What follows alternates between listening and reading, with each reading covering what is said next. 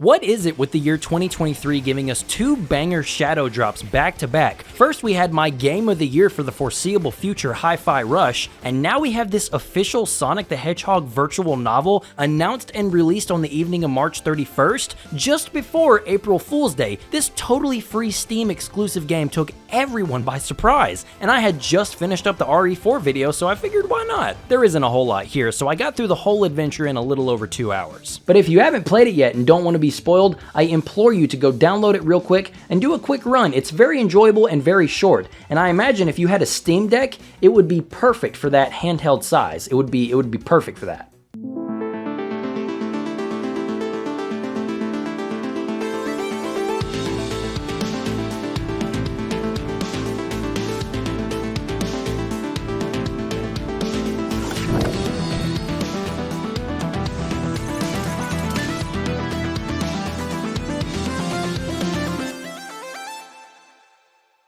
It's Amy Rose's birthday today, and as a celebration, she's coordinated a murder mystery night on this state-of-the-art train for her and all of her friends. Amy has gone all out with this murder mystery premise though. Everyone has their own roles and lore cards that allude to their motivations on why they might want to... Tails is the noble detective, Amy is a hungry news reporter, Knuckles is the sheriff, Rouge is a business tycoon, Blaze is a titan of industry, Vector is the butcher, Espio is a poet that can't actually write, Shadow is a locksmith, and of course, Sonic is cast as the captain. Pretty much everyone is here except Charmy, probably because he's annoying though, and Silver isn't here because...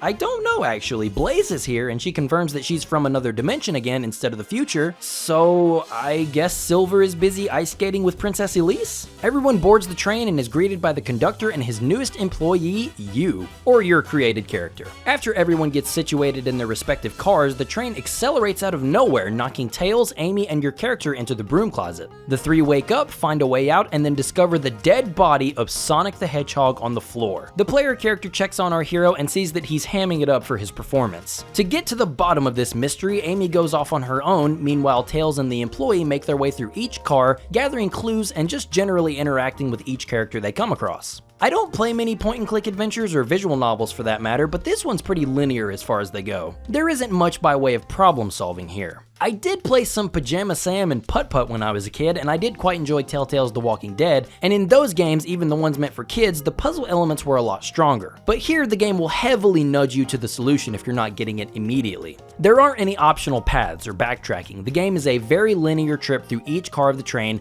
and you'll encounter every character and hear what they have to say. In each car, you'll have to explore the screen by clicking on objects to see what you can interact with. And the only truly extra things to see are the extra lines of dialogue from the cast. The characters will comment on the things you see in all sorts of ways. If it's not cheeky references to other Sonic games like Tails mentioning that his head is spinning, then it'll be a line about Professor Pickle and how he can make a mean sandwich. I also thought this joke about Omochow going to jail for medical malpractice was way funnier than it should have been. But beyond interacting with the environment, you'll be taking part in these wholesome as can be conversations, which to me are what you're really playing the game for. Every character is written with such accuracy that it's hard to not smile when you're talking to all of them. All of their personalities are completely intact and on full display. Knuckles gets angry because Vector beat him in a game of Super Monkey Ball, so he destroys the machine. Espio might be the poet of the cast, but he sucks at actual poetry. He's better off with his ninjutsu and reading people's minds. Rouge might be an entrepreneur, but she's still obsessed with stealing a treasure that's said to be on this train. This turns into a heist scene, complete with crudely drawn pictures of the scenario. It all goes horribly wrong and ended up being one of my favorite sections in the whole game, just for how funny it all was. Blaze was there and acted pretty ambivalent to the whole thing, but yeah, that's Blaze, so it checks out. Shadow has the best moment by far though. While trying to give his alibi on why he couldn't have done the Among Us thing, he gets caught buying Amy concert tickets for her birthday. He did this because he knew one of her favorite bands was going to be on tour, and he even agrees to go with her. Forget Sonic, ever since the reveal that he's a Swiftie, Shadow is now and forever Amy's protective boyfriend, and I am here for it. Speaking of Shadow being a Swiftie, what do you guys think of my shirt?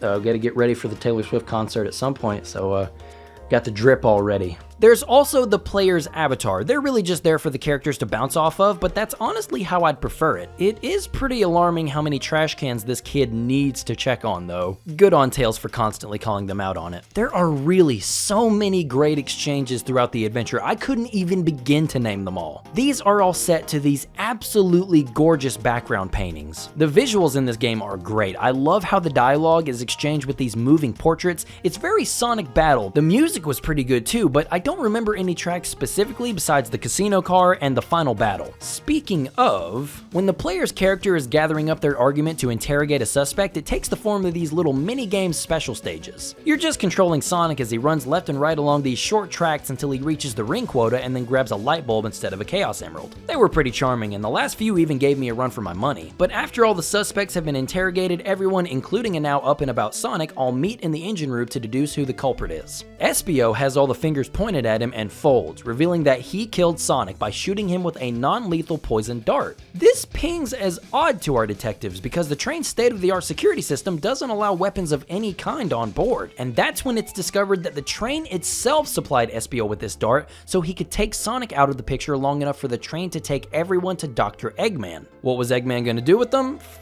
I don't know, make fun of them for dressing up like this just to gamble and play Super Monkey Ball? The train did this because the conductor is retiring and Eggman promised to keep him and the conductor together forever if he delivered Sonic and his friends. The train is scared of being alone for the rest of his existence without the conductor. But Sonic teams up with your character to face off with the train, telling it that it's not cool to force people to be friends just because you're scared of being lonely. Because yeah, that's a move. But everyone regroups and stops the train before it's too late, with everyone laughing about it afterwards and Sonic getting Amy a cake at the gift shop. This game is so sweet. If it wasn't all the interactions from the characters we don't get to see together all the time, it was all those wholesome things it has to offer. Like when Tails tells everyone that he loves them. Oh, Sonic games.